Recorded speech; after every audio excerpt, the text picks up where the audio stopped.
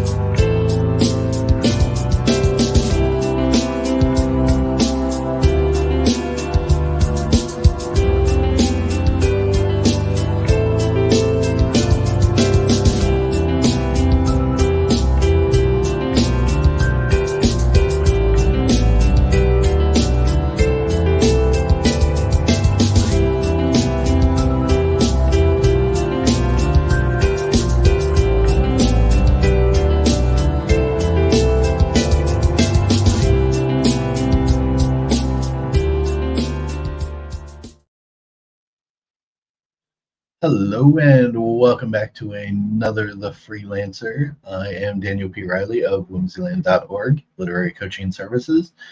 And what the show usually is about is two Pomodoro style writing sprints and a little bit of conversation in between.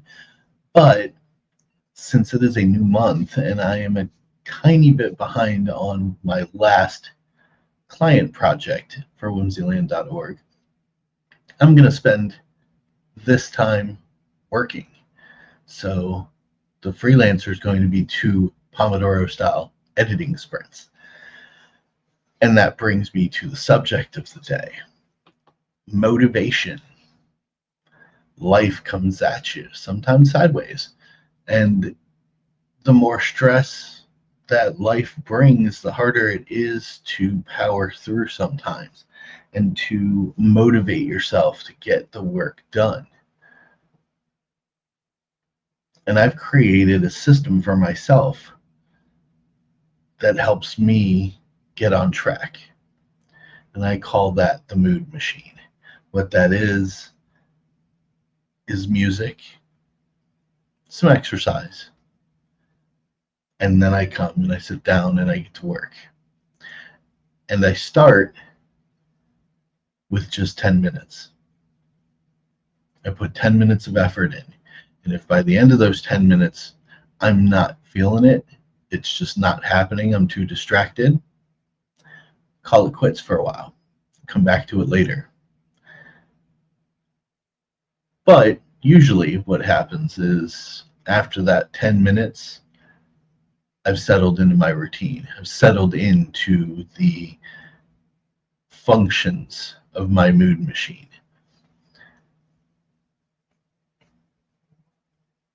I encourage you to try that in your daily routines and see if it helps you. Maybe just do the 10-minute thing. Maybe motivate yourself with some pleasant music and some light exercise. Get the blood flowing. That seems to help a lot. Plus, it's good for you.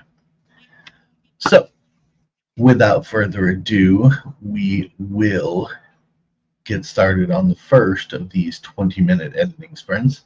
I'm wrapping up my final client project for last month on the second day of the next month. This is why I always give a 4 to 5 week window. Sometimes it just takes a little bit longer. Let's jump into it. I have my 20-minute timer pulled up on the computer. I'm going to pop on the lo-fi and we're going to get some work done. I encourage you to take these 20 minutes while this music is playing to get some work done of your own. Doesn't matter what it is. You could clean your room. Or, I should probably say it in the Kermit the Frog psychologist voice. Clean your room. That's horrible. Anyways, get some writing done. Draw. Do some of your own work that you need to get done. Do your taxes. I don't know. It depends on when you watch this show. Either way, let's get to it.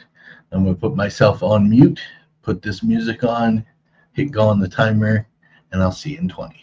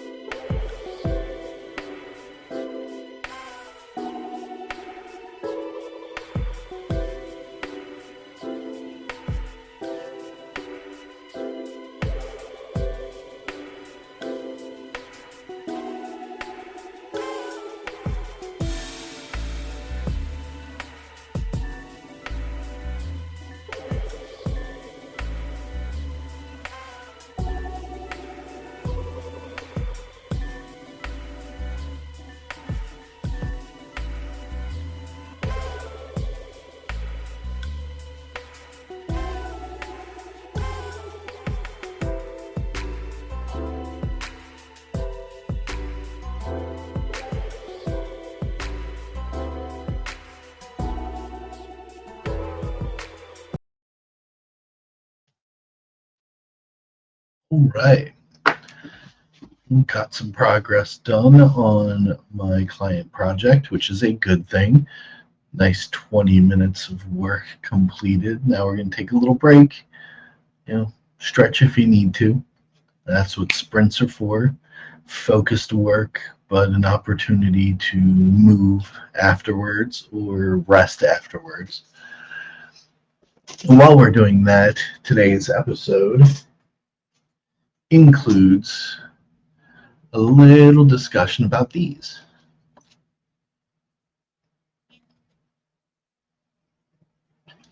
This is Star Warden by Donavan Walker, one of my earliest clients. His concept for these stories was to take a Saturday morning cartoon and make them into a novel series, or novella series for that matter, based on a young American being taken to a whole nother world filled with magic and wild science and dangers. Very similar in some ways to other properties that we've seen over the years, if you're as old as I am. What's so interesting about the Star Warden series is that he approaches each of the adventures that he's written so far in that perfect format. There's a greater villain who has very little redeeming qualities. There's a quippy hero. There are support characters that are unique and interesting and very enjoyable. And the world building is deep. It seems simple on your first read through, but if you take the time to read through it a second time like I have, you find there's more layers to everything that he's described. And with all the work that he and I did on the project, there's a rough element to it. I will admit that. His writing style is very direct, and he prefers to keep his narrative simple. And I think he does a really good job of doing so, perhaps a little too much for some readers. And it are nuances that I have as I've looked through both of the two books that are out. I know that he's working on book number 3 as we speak, and I'm very excited to see how that plays out with the evolution of his skill. He's worked very hard for the last few years to not just refine the story concept, which is his sole focus, but also to refine his writing skills. And it gets better and better with time, as any practiced skill does. Not only is there the magic sword, the destined, almost birthright system, the flashy armor, and the easily breakable but still highly enjoyable flunkies of the villain that you would find in an old Saturday morning cartoon. He-Man. Oh, geez, what are some of the other cool ones? Blast Star, I think Thundar the Barbarian. Those style stories. Very much in the vein of classic pulp literature, which I think he plays into very well. But not only is there that, but there are modern concepts, virtual reality, and its interplay with what fantasy writers often would prefer to label as magic. And there's a famous quote out there, magic is simply science we don't understand yet. But the way he goes about it is that you, the reader, understand it even if the characters don't. You experience their lack of knowledge through them while having your own knowledge of how these things work, because he does this due diligence enough to create a convincing new paradigm. I find that very fascinating. So, for anyone watching this episode, I do highly recommend pick up Star Warden Volume 1 and 2 and 3 when it comes out for all of those aforementioned reasons.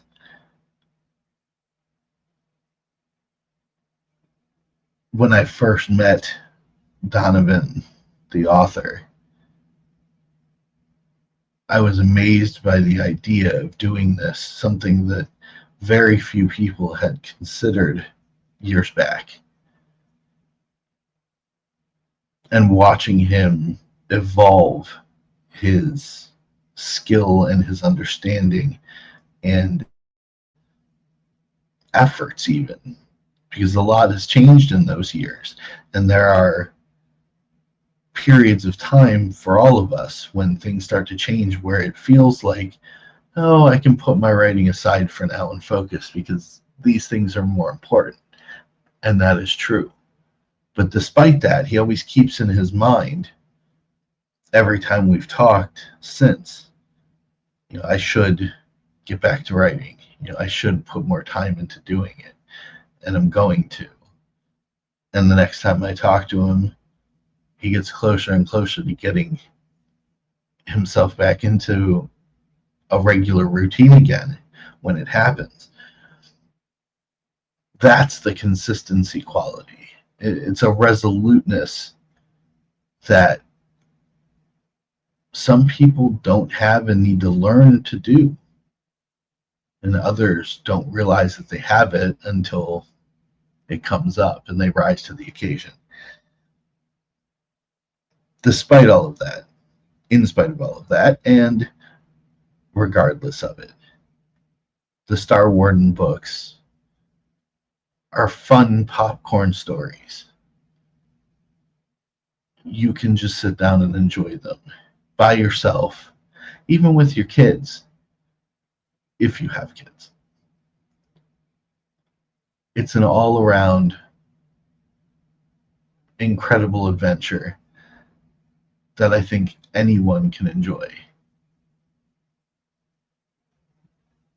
So I do recommend it. Star Warden by Donavan Walker.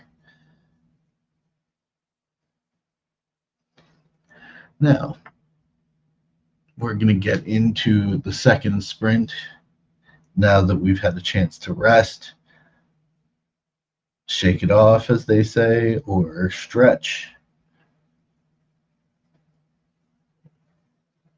Let's do it, shall we?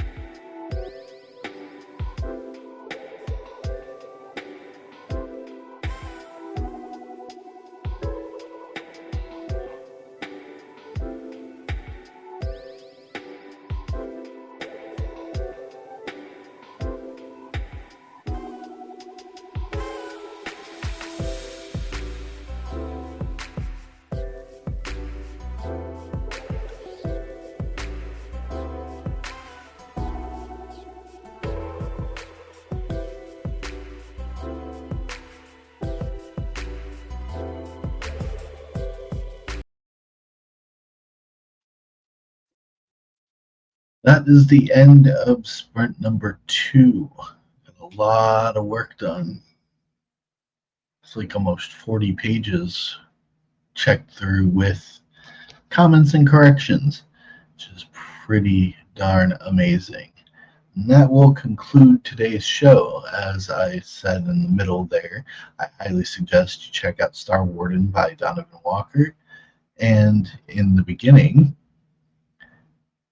try to find ways to motivate yourself. Try the mood machine, see if it works for you.